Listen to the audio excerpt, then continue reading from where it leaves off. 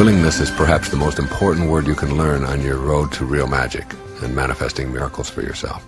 The question always that I ask people is, how willing are you to make your thoughts, your dreams, your visualizations, your images, your invisibleness, that's what all those things are, how willing are you to allow those things to become reality in the physical world, in the world of form? And when people say, well, I tried what you suggested and I thought about it and I really visualized it and I got the image and all of that, and it didn't work out, I always say to them, what weren't you willing to do? Where did you stop? Because life gives exams, and those exams keep coming at you, and the challenges will keep coming at you, and all of the things that are continuing to come at you are challenges and opportunities, and are there exactly because they're supposed to be. It's all, the whole universe is exquisitely synchronized. It's all operating in its own perfection. And you have to see all of these events and all of these things that you'd have judged to be failures and all of these things that you thought were obstacles, or all of the events that you thought were horrible or blissful or beautiful, whatever they're all supposed to be there. There's no accidents at the subatomic level, the tiniest little quarks that there are in the subatomic field. Every one of them is on purpose. It may look like chaos, but it's not. And so is everything that comes into your life. God's plan works. Yours doesn't. By and large, that's a summary.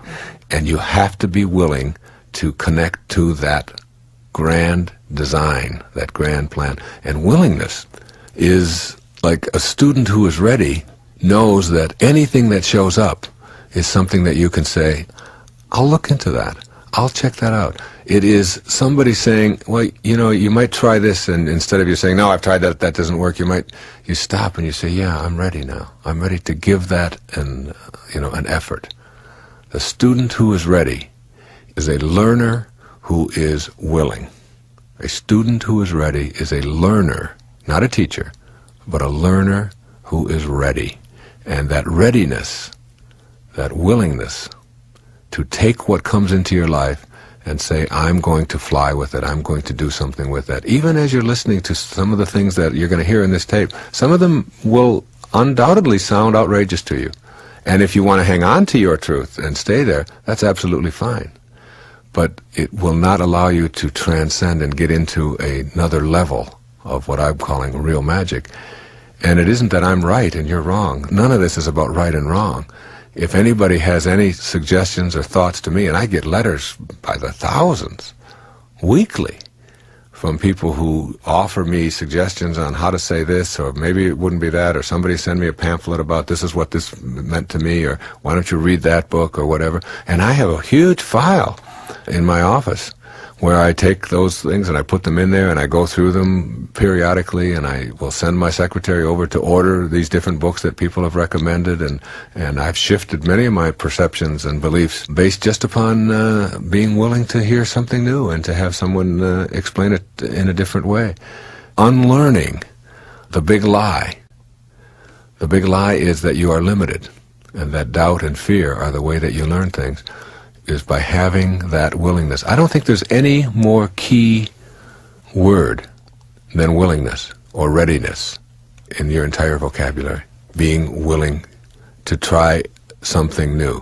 Most of the things that don't work for you in your life, the relationship that didn't work, the bankruptcy or the lack of prosperity in your life, the fact that you didn't make the team or you didn't pass the test, the fact that you weren't able to overcome the flu, or you developed some kind of overweight problem or some kind of addictive problem that you have in your life.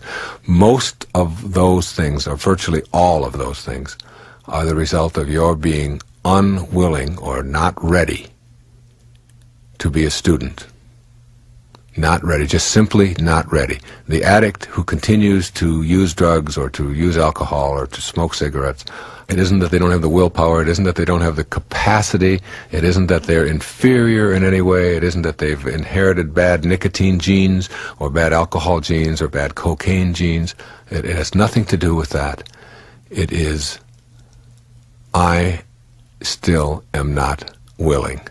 Because when it boils down to it, you can go to every self-help group in the world, you can go to the 12 steps, 50 steps, 100 steps, you can put patches on your arm, you can go through all of the difficulties and the stages of your addictions. But by and large, when it gets right down to how do I change a behavior to become more magical as a human being, you have to do it yourself. You have to, in the bottom line, in the end, you have to be willing. And willingness doesn't mean I tried it and it didn't work and it was too tough for me. What you're really saying in that moment is that I was willing to do it for an hour, but I wasn't willing to do it for an hour and 1 minute. I wasn't willing.